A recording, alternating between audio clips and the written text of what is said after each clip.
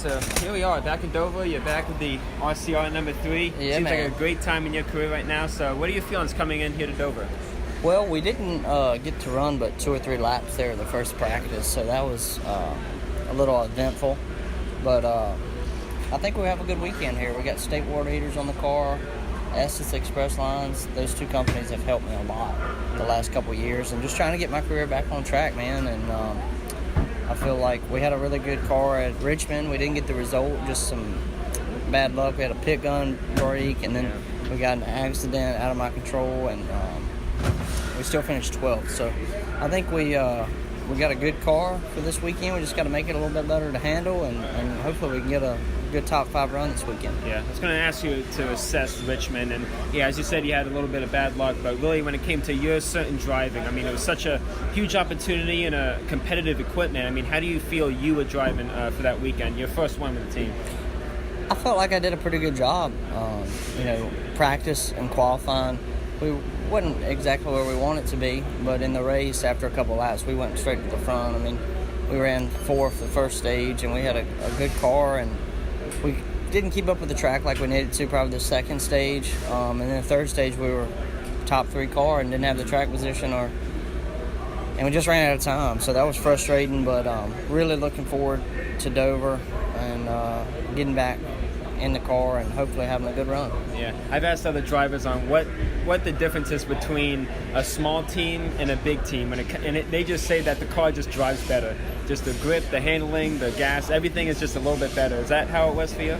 Well, it depends on what run it is. Sometimes, even good teams, sometimes you miss it. Sometimes, you miss it. But it definitely makes it a lot easier to know that you have the tools and the people and the resources to go fast. And that's what I'm really excited about here at RCR. They're working really hard at the shop and trying to make stuff better, and hopefully it'll all pay off this weekend and we can go have a really good run. Yeah. What's the feedback been from Richard so far? I haven't really seen Richard much. He was happy with our effort at Richmond. We didn't get the result. That was out of my control, but I feel like the whole team has rallied around me, and they're excited to have me, and I'm excited to be here, and hopefully I can do a good job. What's Dad's emotions been?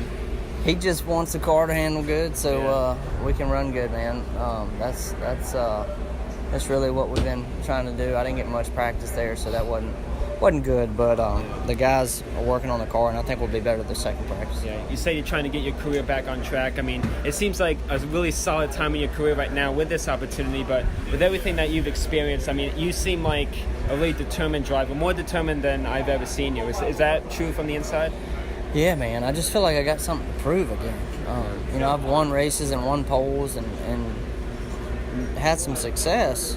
At the same time, I've had it all ripped away from me before with not having sponsorship, and it's tough. The sport is right now. It costs a lot of money, and I'm really lucky to have the support I do with Estes and state water heaters.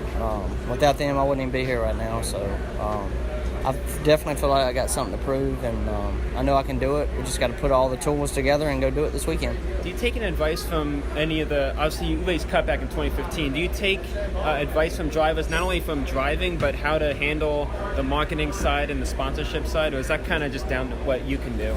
I definitely bounce stuff off my teammates for driving stuff, and watching a bunch of film and doing all I can to be as best prepared and best I can be inside the car.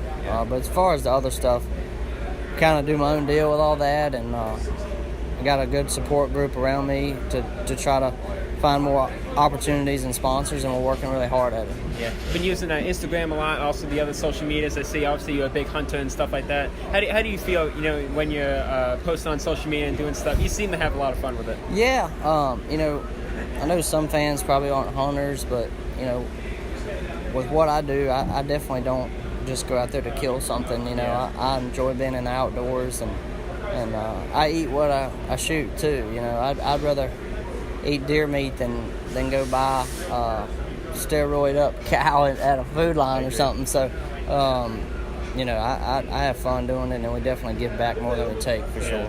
Is that kind of a challenge? Like, obviously it's a different subject here with hunting, but is that a challenge? Because it's one of your biggest passions, and it has such a bad stereotype to it, Yeah, it's unique. A lot of people don't understand it, so they're against it. But it's kind of hypocritical because they've never done it and they don't understand what I'm doing and where I came from and why I'm doing what I'm doing. So and they're eating McDonald's hamburger when they're talking. That's right. So those PETA groups and all that, you know, people are gonna think what they gonna think, and it is what it is. Cameron Haynes is one guy that you follow. Yeah. I mean, he takes that head to head. You know, he does a good job. He does. Speaking up for outdoorsmen and hunters, and he's definitely got a big following. I don't know if you follow him, but he's a really unique guy for sure, and he's a badass too. If you watch some of his workouts and stuff, but I've never met him before. I've met him, but I've never really spoke about stuff with him. But maybe I will, maybe at the SHOT Show or something next year. You said you met him? I met him briefly one time at a booth at the SHOT Show, but I didn't really get to talk to him that much. He was busy doing stuff, but. He follows me and I follow him, so maybe we'll meet up one day. Yeah. Do you do bow hunting? I know he does quite a variety. I do a little bit. Yeah. I'm starting to get into that a little bit more. I got a Matthews bow. They got really nice stuff. So I've killed a couple deer with the bow, and that's definitely a challenge. Yeah. Do you do that with Dad?